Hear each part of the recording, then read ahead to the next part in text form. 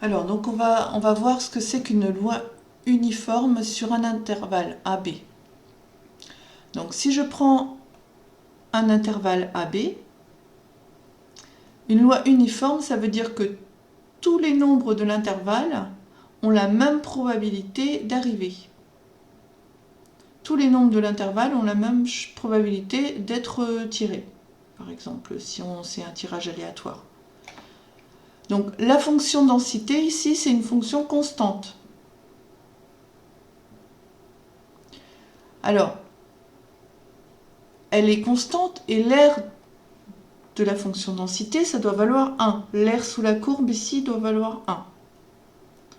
Donc ici, j'ai un rectangle et je sais que la largeur de mon rectangle, c'est B moins A. Donc la hauteur de mon rectangle, comme l'aire doit être égale à 1, hauteur fois largeur là, ça doit faire 1. Donc j'ai la hauteur multipliée par B moins A qui doit être égale à 1. Donc la hauteur, c'est 1 divisé par B moins A. Donc quand on a une loi uniforme, la fonction densité, c'est une fonction constante qui sera égale à 1 sur B moins A. Forcément, pour que l'aire ici soit égale à 1. Donc c'est comme ça qu'on définit la fonction densité de la loi uniforme. Donc j'ai ici écrit la définition.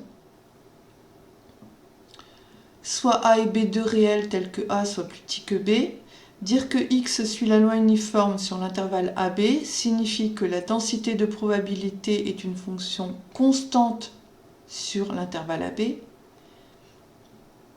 La densité de probabilité de la loi uniforme sur l'intervalle AB est la fonction f définie par, pour tout x appartenant à l'intervalle AB, f de x c'est 1 sur b moins 1. Donc c'est ce qu'on a vu là. Pour que l'aire sous la courbe sur l'intervalle vale 1, il faut qu'ici on ait 1 sur b moins 1 comme valeur d'image. Est-ce que ça va pour tout le monde, ça, cette première explication sur la loi uniforme?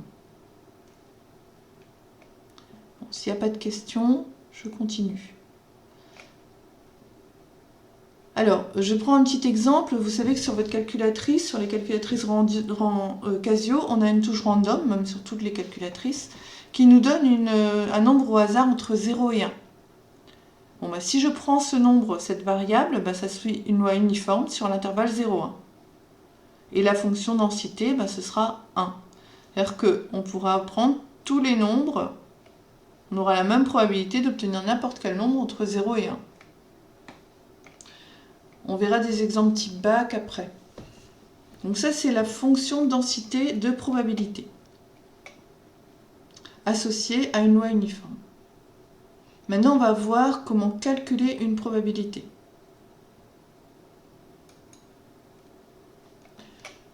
Alors, si je veux, donc j'ai une loi uniforme sur un intervalle AB, je veux calculer la probabilité que ma variable soit dans l'intervalle CD. Eh bien, j'aurai tout simplement cette formule.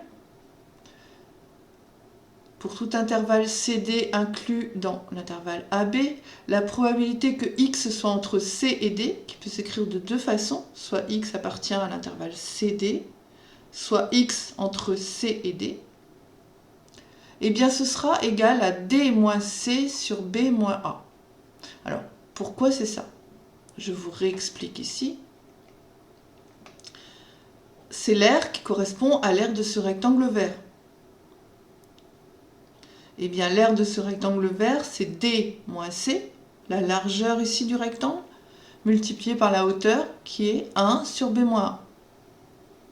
Donc ici, on retrouve que notre probabilité est égale à D moins C sur B moins A.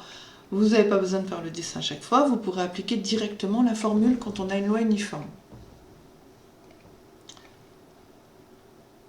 Exemple. Si je prends l'exemple avec la touche random de la calculatrice qui me donne un nombre entre 0 et 1, donc qui suit une loi uniforme sur l'intervalle 0,1. La probabilité que le nombre qu'elle me donne soit entre 0,2 et 0,5, ce sera tout simplement, j'applique la formule, D c'est 0,5, moins C c'est 0,2, 0,5 moins 0,2 sur B moins A, donc B c'est 1 et A c'est 0. Donc 0,3 sur 1, donc c'est 0,3. C'est normal puisqu'il y a 0,3 d'écart entre 0,2 et 0,5. Cette formule, on pourrait aussi la démontrer avec un calcul intégral. C'est l'intégrale entre C et D de 1 sur B moins A. Donc là, on l'a démontré avec une calcul d'air, avec un rectangle. On peut aussi la calculer avec un calcul intégral. Je peux extraire le 1 sur B moins A de l'intégrale. C'est dans les propriétés de l'intégrale qu'on a vu. Donc ça fait 1 sur B moins A, intégrale entre C et D de 1 dx. La primitive de 1, c'est x. Enfin, une primitive de 1, c'est x. Donc ça fait 1 sur B moins A, D moins C. Donc on retrouve D moins C sur B moins A. Donc quand on voudra calculer la probabilité que x qui suit une loi uniforme soit entre deux valeurs, on appliquera directement cette formule-là. Donc c'est des formules que vous pouvez noter dans votre formulaire. Est-ce qu'il y a des questions sur cette partie-là?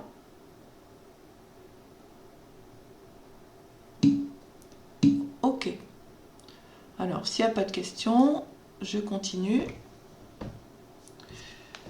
Pour calculer l'espérance, quand on a une loi uniforme, alors on se doute bien où elle va être l'espérance, parce que ce qu'on a vu dans les exercices tout à l'heure, c'est que quand on a quelque chose qui est centré, l'espérance elle est au milieu. C'est normal, la moyenne ici des valeurs c'est au milieu. Et bien donc c'est ça. Le milieu, le centre de l'intervalle, ça va être la moyenne entre les deux, c'est-à-dire A plus B sur 2. Donc si x est une variable aléatoire qui suit une loi uniforme sur AB, l'espérance est le centre de l'intervalle AB, c'est-à-dire ce sera A plus B sur 2. Donc ça se démontre aussi très facilement, c'est un peu plus long que tout à l'heure, mais avec un calcul intégral. L'espérance, c'est l'intégrale entre A et B de x fois f de x dx, formule qu'on a vue pour l'espérance. Donc ici, x fois la fonction de densité, donc c'est 1 sur b moins a dx. J'extrais le 1 sur b moins a de l'intégrale, donc ça fait 1 sur b moins a intégrale entre a et b de x dx. Une primitive de x, c'est 1 demi de x au carré. Donc ça fait 1 sur b moins 1 demi de x au carré entre a et b. Je fais le calcul. 1 sur b moins 1 demi de b carré moins 1 demi de a carré. Je mets le 1 demi en facteur. 1 demi de b carré moins a carré. Ici, j'utilise une identité remarquable. B au carré moins a au carré, c'est b moins a facteur de b plus a. On aura donc b moins a, donc ici on va faire b moins a fois b plus a sur, au dénominateur, 2 sur b moins a. Et en simplifiant ça par b moins a, il nous reste b moins a sur 2, c'est la même chose que a plus b sur 2. Est-ce qu'il y a des questions ?